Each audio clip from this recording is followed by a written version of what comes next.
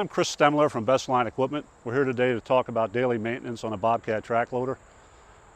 Now, depending on what model machine you have, it could be Tier 4, interim Tier 4, so some things may be different on your machine. What we're looking at today is a T770, which is a Tier 4 model.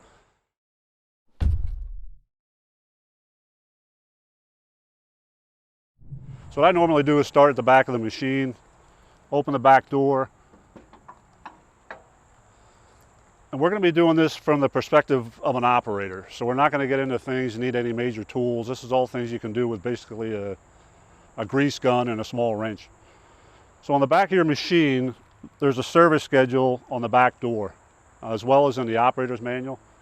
You can also access that on your cell phone at bobcat.com. It's real simple.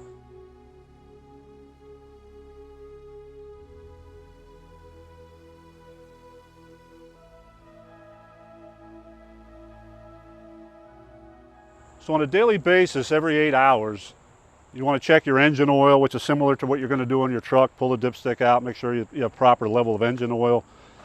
The fuel filter, if you have an older machine, the fuel filter is going to be a small fuel filter, still has a water drain on the bottom. You want to do that water drain every day. This happens to be one of the Tier 4 filters. So there's a water separator. You can visually check if you have water in the system. And underneath there's a little petcock. You want to open that up till it drops down, which will drain the water out of the system. On Tier 4 motors especially, that's very important you do it on a daily basis. Any water in the system can cause some real problems. Next thing we want to do, and again, depends on the model you have. On this particular model, for cooling purposes, is pulling air in through the top grates here and out the sides of the machine. So you want to make sure your grate on top is cleaned off so it doesn't impair the airflow, as well as underneath here you would take these panels off, flip your radiators up and oil coolers up. If you're cleaning that out in the morning, you want to use air to blow that out, because if you use water and it doesn't dry properly, the dirt will stick to it. So if you only have a hose, I would do that at the end of the day or lunchtime before you take your lunch break, so it has some time to dry off and dirt doesn't get stuck to it.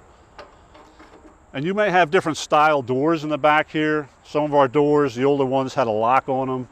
Some of them are like this. Some don't have anything on them, but they all pull off. You can store them on the side of the machine while you're doing work under there. The next thing you want to do on a daily basis, let me just say, as you're walking around the machine, do a visual check on the machine. Make sure there's no hoses hanging off, there's no leaks anywhere. On this machine, your hydraulic level has a sight gauge on the side here. So with the boom all the way down and the bucket rolled back, you should see hydraulic fluid in here. If not, you need to add hydraulic fluid, which is a Bobcat branded hydraulic fluid.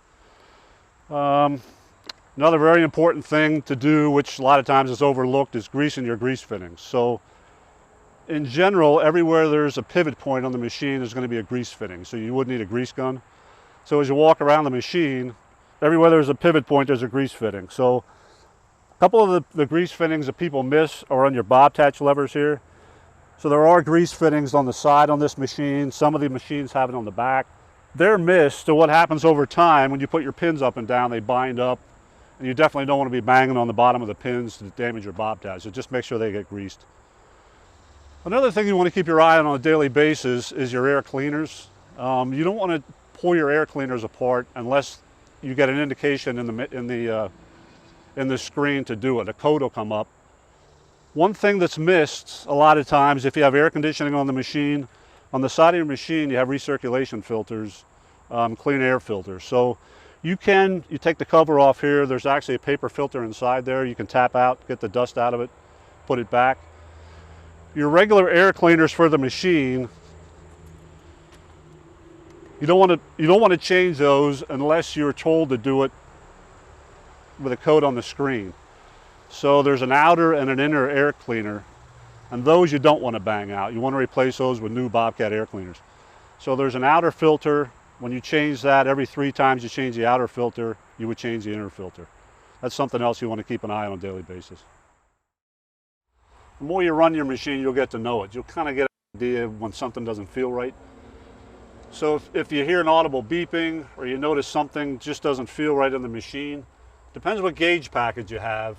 If you have the basic gauge package, on the right hand side you would have a key instead of the deluxe panel here. So if you have a key on the left panel, the button all the way to the right, you toggle yourself through the gauges, through the screens, and there's going to be a active code screen. So you'll see what code is up there on the screen. If you have the deluxe panel on the right hand side, you scroll across the bottom until you get to active warnings, and any active warning codes will be up there in the screen. So to the right of the operator, we have this little condensed operator's guide. You flip into the page with the codes in it, and you can see what the problem is.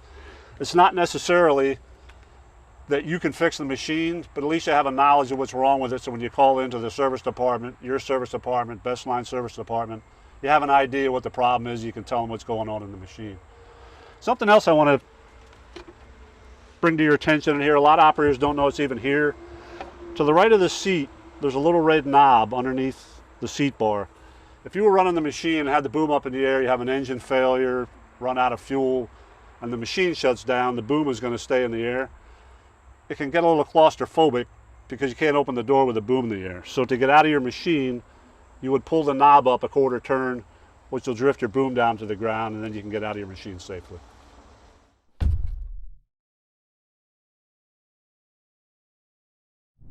As an operator, the next thing you want to do is do a 50-hour check on your machine, which is a fairly simple check.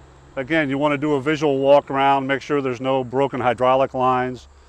You don't have lines leaking or anything. You have to make somebody aware of that. And one thing to point out, if you happen to be trying to find a hydraulic leak on a machine that has just been run or is running, you don't want to use your hand. So if you see a hydraulic leak somewhere, take a piece of cardboard and use that. If you have a pinhole in a hydraulic line, it can actually puncture your skin because of the pressure that's under. So just a word of precaution. So at 50 hours, you want to do a visual check of your track system.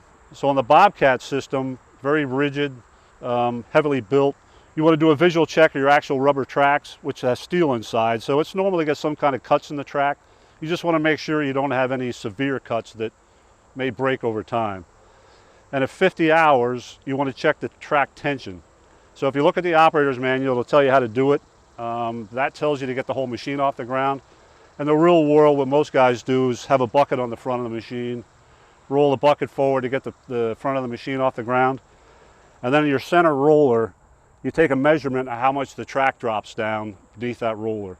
If it's dropping down more than 3/4 of an inch, you want to take a grease gun and tighten your tracks up, which on this particular machine, you open this panel up right here, and there'll be one grease fitting in there to both tension the tracks, and if you loosen the fitting up to take the tracks off, it'll loosen the tracks. The older machines will have two fittings in there, one to pump the grease up and one to let it out. So that's basically what you're doing for your 50-hour service. I'm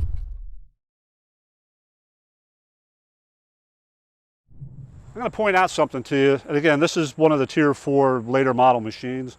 If you happen to have an interim Tier 4 or a Tier 3 machine, your muffler, at the bottom of the muffler will be a little port that you can unscrew, and that's a maintainable piece. So that's a spark arrestor muffler. Every 100 hours, you should take an operator with a block of wood, cover up the exhaust, pull out that little access, and have the operator start the machine and run it for a few minutes. That'll blow out any kind of carbon that's in that spark arrestor muffler. So this, because it's Tier 4, doesn't have that. I'm just pointing that out for older machines.